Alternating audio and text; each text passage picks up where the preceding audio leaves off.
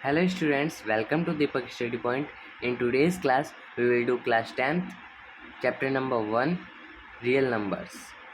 In our today's topic, exercise 1.1, question number 1 and 2. Then question number 1 is use Euclid division algorithm to find the HCF of. हमें Euclid की division algorithm से HCF निकालना है इन तीन questions का। तो Euclid division algorithm से HCF कैसे निकाला जाता है ये मैंने आपको इंट्रोडक्शन वाले पार्ट में बता दिया है। अगर आपने इंट्रोडक्शन वाला पार्ट नहीं देखा है तो लिंक डिस्क्रिप्शन बॉक्स में है, जाकर देखिए। ओके, तो अभी हम स्टार्ट करते हैं पहला नंबर क्वेश्चन। पहला नंबर क्वेश्चन है 135 एंड 225। देन अब इसमें सबसे पहला पॉइंट हमारे क्या होगा, इसमें सबसे पहले हमें एल्गोरिथम लगाना पड़ेगा स्टेप। तो हम सबसे पहला स्टेप है कि 135 बड़ा है या 225। तो हमें पता है कि 225 बड़ा है, तो हम ग्रेटर का साइन लगाएंगे। उसके बाद हम 225 बड़ा है और 135 छोटा है, इसलिए 225 जो बड़ा होगा उसे हम डिविडेंड करेंगे, उसे हम डिविडेंड मानेंगे। ओके, और जो छोटा होगा उसे हम डिवाइजर करेंगे।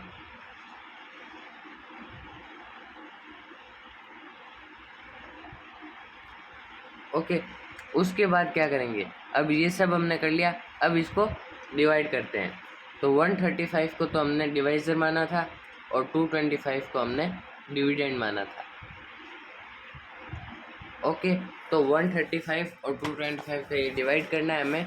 तो 135 और 225 का डिवाइड करेंगे तो सबसे पहले 135 बन जाए 135, 135 टू जो 270, 270 225 से बड़ा है, इसलिए 135 ही लेंगे हम वन टाइम। ओके, देन 5 में से 5 गया 0, अब 2 में से 3 नहीं जाता, 12 में से 3 जाएगा 9 और 1 में से 1 गया 0। अब क्या हुआ, यहाँ पे रिमाइंडर 0 नहीं आएगा, इसलिए हम वापस से डिवाइड करेंगे और इस डिवाइज़र को हम यहाँ पे डिविडेंड के रूप में लाएंगे। ओके, उसके बाद 91 जा 90, 92 जा 180, तो 180 तो 135 से बड़ा हो जाता है, इसलिए हम 90 लेंगे वन टाइम। उसके बाद 5 में 0 गया 5 बचा और 13 में से 9 गए 4 बचा, 45 रह गए यहाँ पे हमारे। अब ये वाला डिवाइड मैं यहाँ पे कर लेता हूँ। अब 45 ये यहाँ पे हम डिविज़र के रूप में लिया और यहाँ पे 45 रिमाइंडर बच गया, इसलिए अब हम जब रिमाइंडर 0 तक नहीं रहता, इसलिए हम डिविडेंड को हम यहाँ पे लेकर आएंगे, इस डिवाइज़र को यहाँ पे डिविडेंड के रूप में लेकर आएंगे।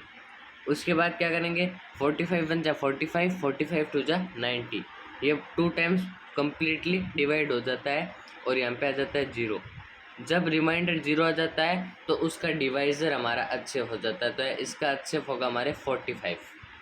अब इसको थोड़ा लिखना भी होता है, क्या लिखना पड़ेगा हमें वो भी आपको लिख कर बता देता हूँ। ये सब भी तो आपको पहले लिखना है, ये वाला मैंने जो भी लिखवाया है, उसके बाद ये इरेज करके मैं वापस एक और चीज़ लिखवा रहा हूँ, वो देख लीजिए।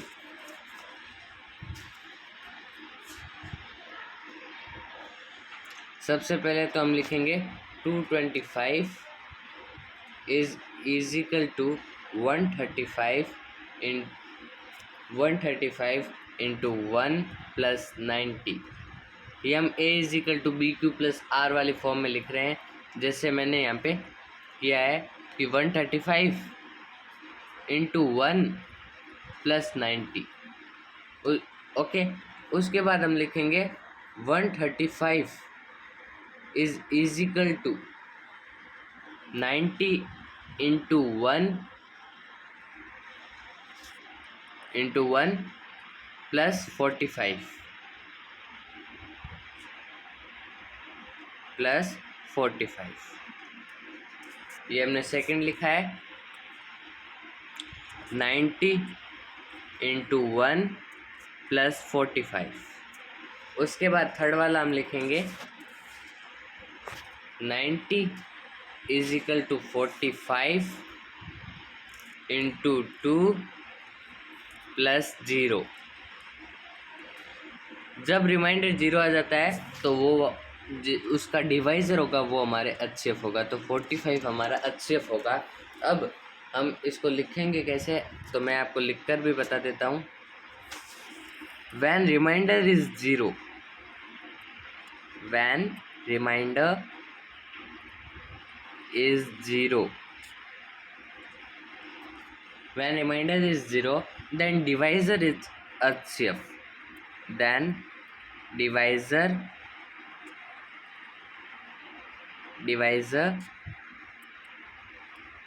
is HCF। ओके, और हमारा HCF क्या निकला है अभी, HCF हमारा आया है 45, तो हम 45 HCF भी लिख देंगे। ओके, तो पहले वाला हमारा ये हो गया, when remainder is 0 then divisor is HCF। Okay, और HCF हमारा निकल गया 45। ये हुआ हमारा क्वेश्चन नंबर 1, पॉइंट नंबर 1। अब क्वेश्चन नंबर 1 का पॉइंट नंबर 2 करेंगे हम। पॉइंट नंबर 2 में क्या दिया हुआ है, 196 एंड 38,220। इसमें हम सबसे पहले क्या करेंगे, सबसे पहले देखेंगे बड़ा नंबर कौन सा है, तो 38,220 हमारे बड़ा नंबर है। ओके, अब हम सेकंड स्टेप क्या करेंगे कि इसको हम डिविडेंड के रूप में लेंगे और इसको हम डिवाइज़र के रूप में लेंगे। ओके, तो हम इसको डिवाइज़र और डिविडेंड के रूप में ले लेते हैं। तो 38,220 और 196 को लिया। ओके, अब क्या करेंगे, अब 196 यहाँ पे लेंगे, 196 बन जाए 196, क्योंकि 196 टू जा 392 होता है, जो कि 382 से बड़ा है, इसलिए हम 382 से छोटा 196 ले लेते हैं 1 टाइम। अब 12 में 6 गया, 6 बचा, 17 में से 9 गया, 8 बचा, और 2 में से 1 गया, 1 बचा। ओके, 186 बच गया यहाँ पे, और अब हम इस 2 को नीचे ले आते हैं।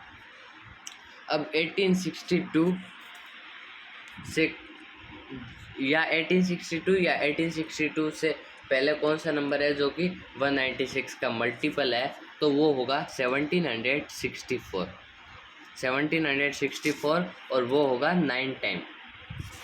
ओके, अब इसके बाद हम इसको भी माइनस कर लेते हैं, 1862 माइनस 1764। ओके, तो इसका हमने माइनस किया तो हमारा आंसर आया 98। और अब हम ये लास्ट वाला 0 यहाँ पे ले आते हैं। अब 196 इंटू कितने करें कि 980 आ जाए, तो 196 इंटू 5 करते हैं तो 980 आता है। तो हमने 980 यहाँ पे माइनस कर लिया, तो यहाँ पे पहले टाइम में ही रिमाइंडर 0 आ गया, तो इसका मतलब है कि इसका डिवाइज़र हमारा HCF हुआ। ओके, तो इसको भी हम कैसे लिखेंगे, इसको हम लिखेंगे 38,220 is equal to 196 into 195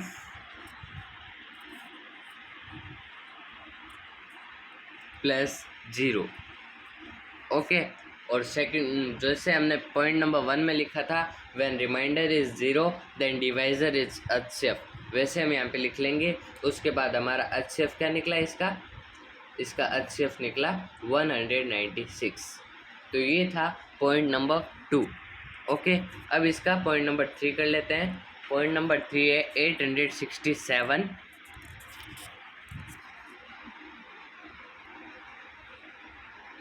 and 255। तो सबसे पहले देखेंगे बड़ा कौन सा है, 867 बड़ा है, तो इसको हम लेंगे डिविडेंड के रूप में, इसको हम लेंगे डिवाइज़र के रूप में। ओके, अब इसको डिवाइज़र और डिवाइडेंड के रूप में लेके डिवाइड करते हैं। तो 867 को यहाँ पे लिया और 255 को यहाँ पे लिया। अब 255 3 जा होते हैं 765, इसको माइनस किया तो हमारे आंसर आया 102। अब यहाँ पे पूरा रिमाइंडर 0 नहीं आया, इसलिए इस डिवाइज़र को हम यहाँ पे डिविडेंड के रूप में ले आते हैं। अब 102 इंटू 2 करेंगे हम, तो हमारा आएगा 204।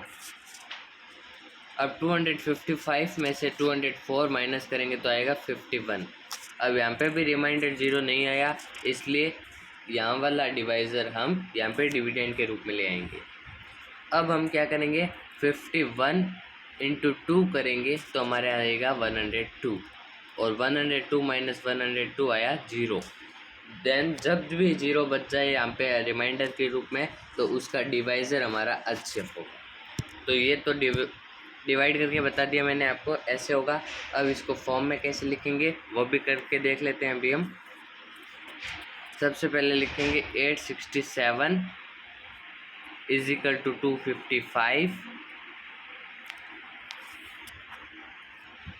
255 इंटू 3 प्लस 102। सेकेंड में लिखेंगे हम कि 255 is equal to 102 into 2 plus 51। उसके बाद हम लिखेंगे 102 is equal to 51 into 2 plus 0, और जब भी 0 रिमाइंडर बच जाए तो उसका डिवाइज़र हमारा HCF होगा।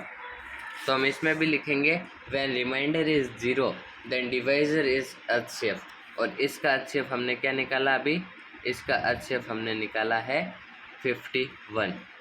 तो ये थे तीनों पॉइंट्स क्वेश्चन नंबर 1 के, आपको समझ आ गए होंगे। तो अब इसके हम क्वेश्चन नंबर 2 करते हैं। क्वेश्चन नंबर 2 में क्या बोला है, so that any positive odd integer is of the form 6q + 1 और 6q + 3 और 6q + 5 where q is some integer.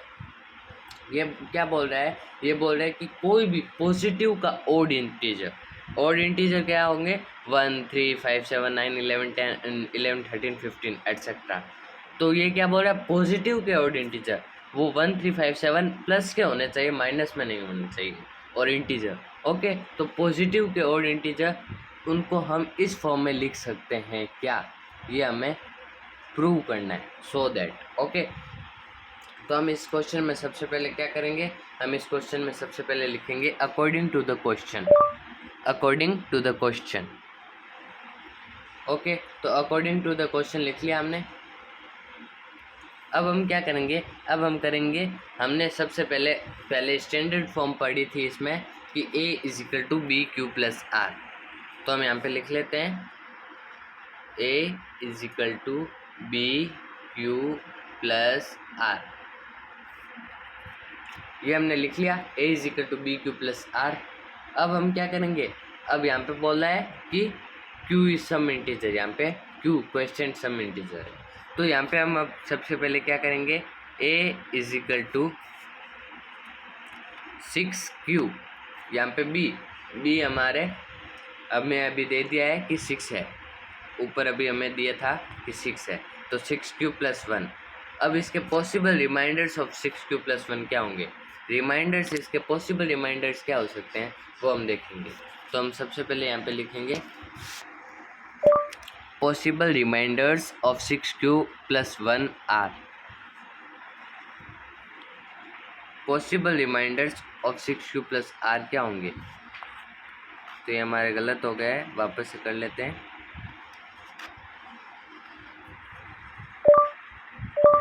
Possible remainders of 6Q + R R. Possible remainders of 6Q + R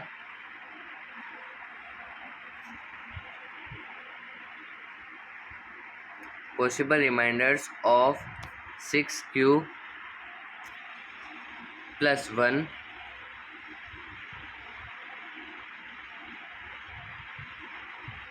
R क्या होंगे possible reminders, हमने इसमें पहले पढ़ चुके हैं कि रिमाइंडर हमारा क्या होगा, रिमाइंडर हमारा होगा 0 से तो बड़ा या फिर 0 के बराबर, बट डिवाइज़र से हमेशा छोटा होगा हमारा रिमाइंडर। ओके, तो यहाँ पे ये वाली फॉर्म लगी, और अब हमारा 0 इज इक्वल टू R, यहाँ पे रिमाइंडर हुआ और डिवाइज़र हमें दिया हुआ है 6। तो possible remainders of 6 cube plus 1 क्या हो सकते हैं रिमाइंडर, या तो 0 हो सकता है, या फिर 1 हो सकता है, या फिर 2 हो सकता है, या फिर 3 हो सकता है, या फिर 4 हो सकता है, या फिर 5 हो सकता है। ओके, तो ये पॉसिबल रिमाइंडर्स है इसके। तो पॉसिबल रिमाइंडर्स हो गए हैं। अब इसके बाद हम लिख लेते हैं, क्या लिखेंगे हम सबसे पहले लिखेंगे 6 cube plus 0, 6 cube plus 1, 6 cube plus 2, 6 cube plus 3, 6 cube plus 4 and last में 6 क्यूब प्लस 5। ओके, हम ये सब लिखेंगे। इसके बाद हम क्या करेंगे, इसके बाद हम करेंगे 6 क्यूब प्लस 0 को हम ऐसे भी लिख सकते हैं, ये 6 क्यूब प्लस 5 थोड़ा नीचे लिख लेता हूँ मैं, 6 क्यूब प्लस 5। ओके, अब 6 क्यूब प्लस 0 को मैं ऐसे भी लिख सकता हूँ 2 इंटू 3 क्यूब, क्यू यहाँ पे मैंने कॉमन ले लिया। अब 6 क्यूब प्लस 2 है, इसका भी हम कॉमन ले सकते हैं 2, और 2 इंटू 3 क्यूब प्लस 2। अब 6 क्यूब प्लस 4 है, इसका भी हम कॉमन ले सकते हैं 2 क्यूब प्लस 2। यहाँ पे सॉरी मैंने गलती से 2 लिख दिया, यहाँ पे 1 होगा। ओके, तो ये तीनों में हम 2 कॉमन ले सकते हैं। तो हम आगे क्या लिखेंगे, हम आगे लिखेंगे 6 cube plus 0, 6 cube plus 2 and 6 cube plus 4 are multiple of 2। ये तीनों मल्टीपल है 2 के। Then this is not odd integer, इसलिए ये ऑड इंटीजर नहीं होंगे। तो बाकी के हमारे कौन से बचे, हमारे बाकी के बचे 6 cube plus 1, 6 cube plus 3 and 6 cube plus 5। तो हम क्या लिखेंगे, 6 cube plus 1, 6 cube plus 3, 6 cube plus 5 are not multiple of 2, then this is odd integer, इसलिए ये odd, then this is odd integer. तो ये हमारे ऑड इंटीजर हो गए। अब इसका सारा कॉपी में कैसे लिखना है ये तो मैंने आपको समझाया है। कॉपी में एकदम सही से कैसे लिखना है वो हमारे टेलीग्राम चैनल पर बता दिया जाएगा, लिंक डिस्क्रिप्शन बॉक्स में होगा, टेलीग्राम चैनल हमारा ज्वाइन कर लेना। ओके, तो ये इस वीडियो में बस इतना ही। थैंक्स फॉर वॉचिंग, मिलते हैं अगले वीडियो में।